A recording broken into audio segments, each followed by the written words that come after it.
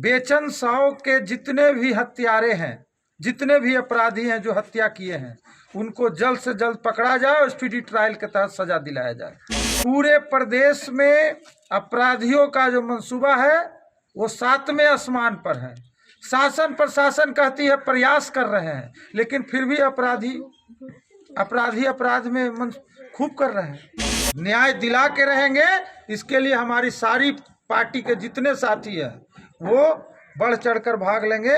नमस्कार, मेरा नाम आलोक है। आप लाइव स्ट्रीम देख रहे हैं। बिहार में आपराधिक घटनाएं जो हैं वो दिन प्रतिदिन बढ़ती ही जा रही हैं। खबर नालंदा से निकल के आई, जहां पर नालंदा के थरथरी प्रखंड में एक व्यक्ति का शव बरामद किया गया था विगत दिनों, और अभी तक उस मामले की जांच नहीं हो पा रही। तस्वीर देखिए, तस्वीर जो है वो थरथरी प्रखंड की है, जहां पर जनाधिकार पार्टी युवा परिषद के प्रदेश अध्यक्ष राजू दानवीर ने थरथरी प्रखंड के शेखपुरा गाँव निवासी बेचन साव के आवास जाकर उनके परिजनों से मुलाकात की है। बता दें, बीते दिनों बेचन साव जिनकी हत्या अपराधियों द्वारा कर दी गई थी और उनके शव को फेंक दिया गया था, बाद में शव बरामद किया गया। तो ऐसे में परिजनों से मुलाकात की है, गहरी संवेदना प्रकट की है, और उन्होंने एक बड़ी बात कही है कि बिहार में अपराधियों का जो मनोबल है इस कदर 7वें आसमान पर है कि सरकार और प्रशासन के निरंतर प्रयासों के बावजूद भी आपराधिक घटनाओं में कमी नहीं आ रही है। देखिए, आपराधिक घटनाएं कम हो, इसको लेकर सरकार और प्रशासन मुस्तैद है, कोशिशें कर रही हैं, लेकिन अपराधियों का मनोबल दिन प्रतिदिन बढ़ते जा रहा है। आप समझ सकते हैं, एक व्यक्ति को मारकर फेंक दिया गया, बाद में उसका शव बरामद हुआ, ये कितनी बड़ी बात है। नालंदा के थरथरी प्रखंड के शेखपुरा गांव की है तस्वीर, हमने आपको दिखाई है। क्या कुछ राजू दानवीर कह रहे थे, जरा सुनिए। नालंदा में थरथरी प्रखंड अंतर्गत शेखपुरा गांव में आए हैं, जहां बेचन साव की कुछ दिन पहले निर्मम हत्या कर दी गई थी, और अभी तक प्रशासन का हाथ पूरा खाली है। प्रशासन 20 दिन से क्या कर रही है, अब ये गरीब और बेचारा क्या करे।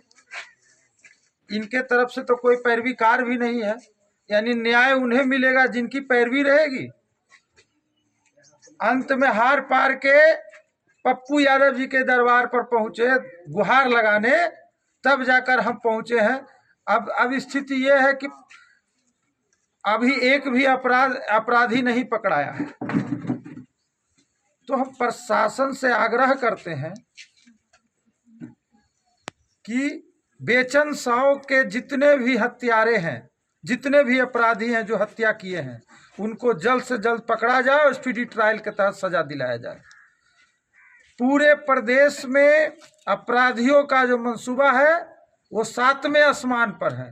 शासन प्रशासन कहती है प्रयास कर रहे हैं, लेकिन फिर भी अपराधी अपराध में खूब कर रहे हैं, और प्रशासन का हाथ खाली है।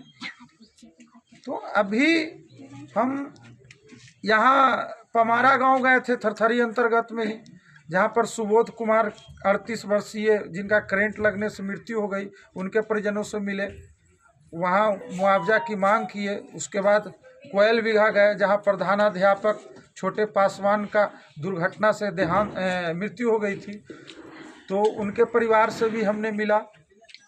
वहीं हमें ये जानकारी हुई कि यहाँ पहुँचना बहुत ही ज़रूरी है। हम यहाँ पहुँचे हैं और हम विश्वास दिलाते हैं कि बेचन साव के परिवार को न्याय दिला के रहेंगे। इसके लिए हमारी सारी पार्टी के जितने साथी हैं वो बढ़ चढ़कर भाग लेंगे। बेचन साव के जो हत्या किए हैं वो अपराधी की यदि गिरफ्तारी नहीं होती है तो हम लोग धरना प्रदर्शन भी करेंगे और इनको न्याय दिला कर रहेंगे। तो जनाधिकार पार्टी हमेशा से लोगों के लिए खड़ी रही है, हमेशा से लोगों की मदद के लिए खड़ी रही है, और राजू दानवीर जब उनके आवास पहुंचे, शोक संवेदना प्रकट की, लोगों से मुलाकात की है, पीड़ित परिजनों से मुलाकात की है। क्या हाल होता होगा समझिए, जब किसी घर में किसी व्यक्ति की हत्या कर दी जाती है और इंसाफ नहीं मिलता है। इंसाफ की तलाश में लोग दर दर भटकते हैं। सरकार पर सवाल खड़े तो होंगे ही होंगे। हमारे चैनल को सब्सक्राइब कर लें, साथ साथ फेसबुक पेज भी लाइक करें। धन्यवाद।